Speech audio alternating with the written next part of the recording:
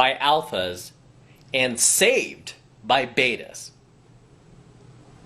Okay? Make no mistake about it. Women get discarded by alphas and then rescued by betas. Okay? Generally in their 30s, once they're past their prime, once they're just getting off the carousel. Right? And she knows now's her time. She's got to settle down. If she wants to have a kid, now's her last chance. She's in the fourth quarter. She's heading into sudden death overtime. Right? And she needs to find that beta provisioner. Why? Because she couldn't get the alpha to do it. Because no woman in her right mind ever leaves an alpha male. Right? They don't. Think about it. Not a single woman out there has ever left an alpha male. They get discarded by them. Okay? They get discarded by them. And if you're one of those, dummies who was foolish enough to rescue a post-wall female in her 30s, right? We call him DG on the channel, right? We call him the DG, damaged goods, right? If you're one of those guys, make no mistake about it, okay?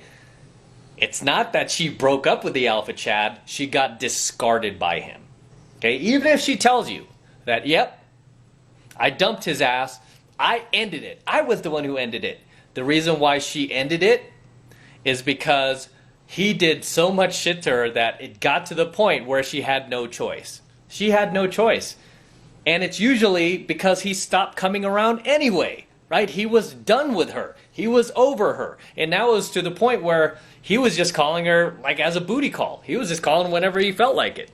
And then enough time lapsed, enough time went by, maybe like a year or two, where she waited for this guy and he didn't come back around, and then some beta provisioner entered her life, and then she was like, okay, I'll be with you, and then now she's telling you that she dumped the alpha Chad. No, the truth is alpha Chad just stopped coming around, right? She didn't dump alpha Chad, she got discarded by him, okay?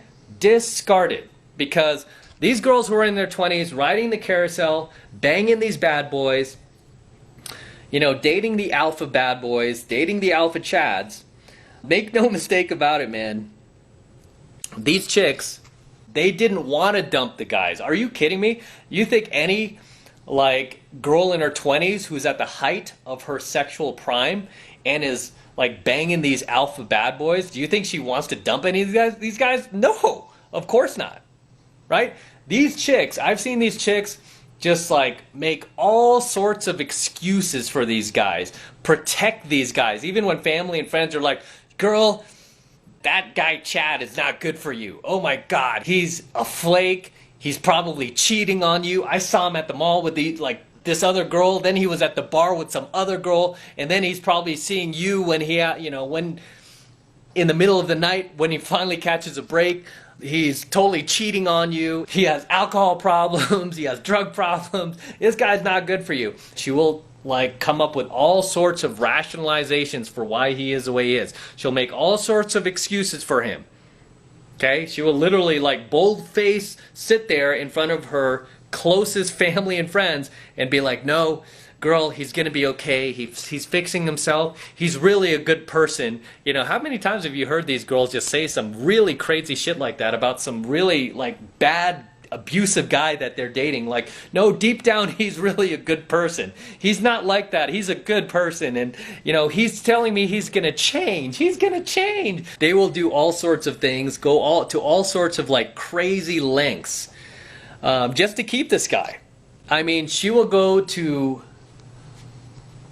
the ends of the earth to protect his reputation, even at the cost of ruining her own. Okay, she will do all sorts of things to keep the alpha Chad around. She will compromise with him, whatever you want, I'll do it for you. Whatever you need, I will do it for you. She'll loan him money.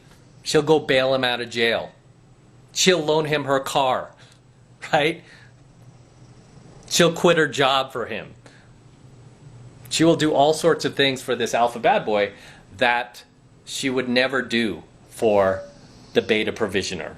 Basically the good guy, the guy who's really willing to commit himself to her, the guy who's willing to basically sacrifice his life to give her a better life. She will not do even half of the things for that beta provisioner that she would do for the alpha bad boy.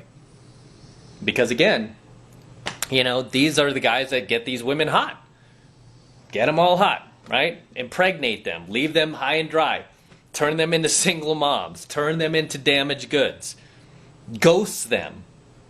And these are the same guys that these girls, once they become damaged goods, they become post-wall and in their 30s and they find that beta provisioner, she will still be fantasizing about that alpha Chad, right? That will be her alpha ghost, right? That's why we have that term, right? We call them alpha ghosts. She'll still be fantasizing about that guy. She'll be having sex with you and remembering him.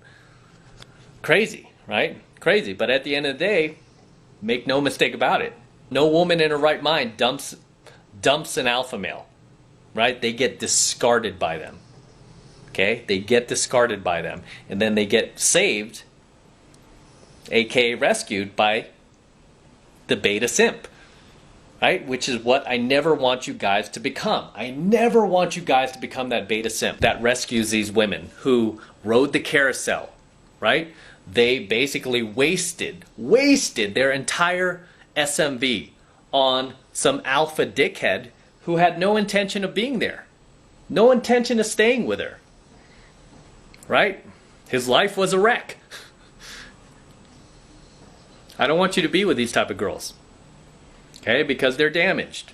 And even if she's in her 20s, she's on the way to becoming damaged. I've mentioned this in another coaching video, how I could spot this. I can spot this in girls who are still in their 20s. Even when I'm in venues now and I'm talking to a girl and say she could be like 22, 23 years old. Still young.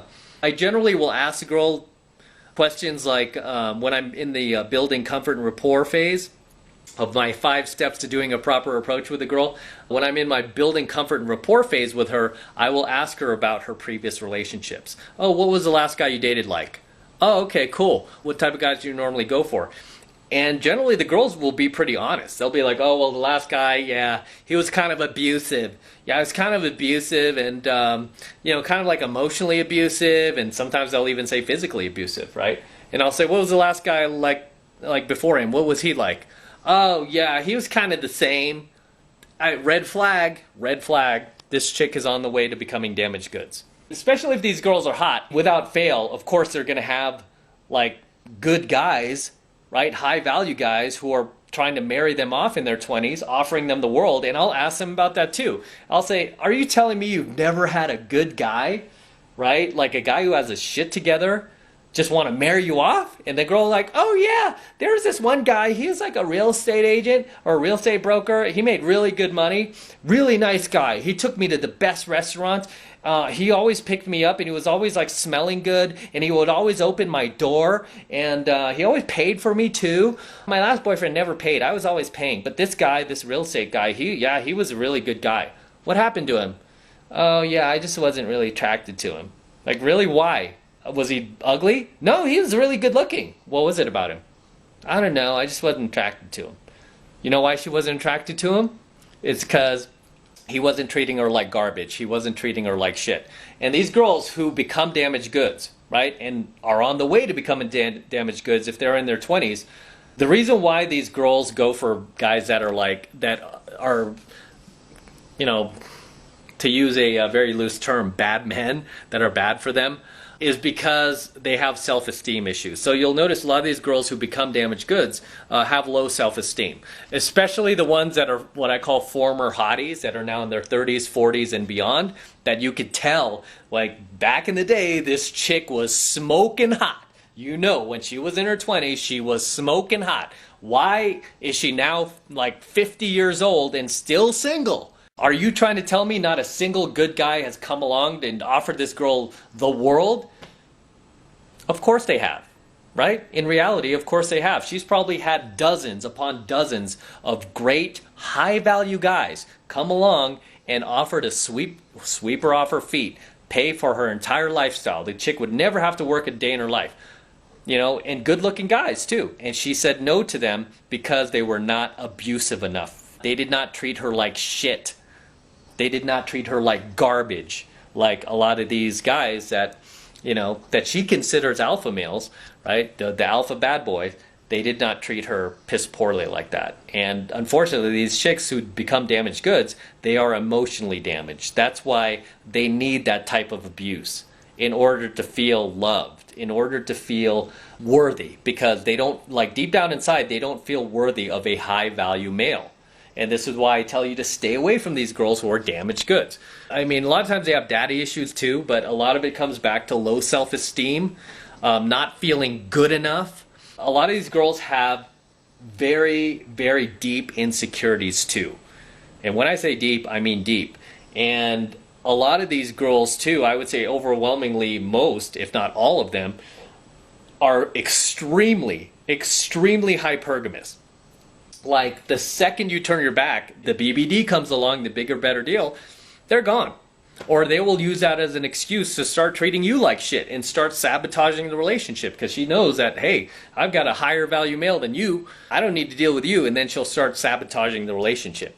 When I call these girls damaged goods, you better believe I mean damaged goods. I'm not just using it as a term. There's a reason why I call them damaged goods. It's because they're damaged, son.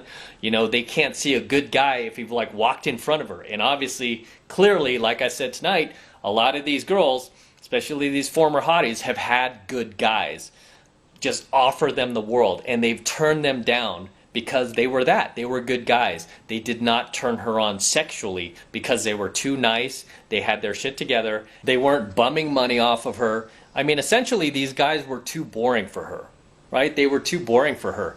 Make no mistake about it. I mean, because there are women out there, we call them good women. There are good women out there, believe it or not, that will actually suppress their hypergamy. And I've seen it, you know, and I'm not trying to like do the Nawalt thing or, you know, rah for women or anything like that. I'm just being honest, you know, from being out in these venues for the last 3 decades, cold approaching thousands of girls. I mean, I've come across, you know, a good number of girls. I'm not going to say all, I'm not even going to say half. I'm going to say probably like 20%, which is still pretty good.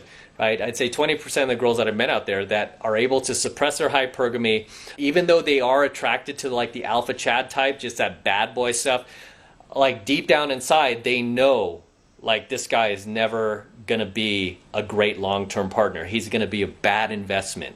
So these women are like, as much as this guy's hot, I'm going to say no, because I know it's like instinctually they're aware that they're at the prime of their sexual marketplace value, right? They're at the prime of their SMV. They're aware of it enough to know that they have to use this time to lock down a high-value male and not ride a carousel, not ride the carousel, right? Not rack up all these sexual partners. And a lot of these women who, again, we call them good women, they don't want that. They don't want to have all these male sexual partners. They only, you know, if anything, a lot of these girls will get married in their 20s, and if anything, they might have slept with maybe like 2, 3, sometimes only just 1 or 2. So yeah, they're not like these girls who get off the carousel in their 30s or the day they turn 30 and all of a sudden they've had like 75 guys. Crazy, right? 100 guys. You know, it's crazy, and that shit is a turnoff. And as we've talked about on this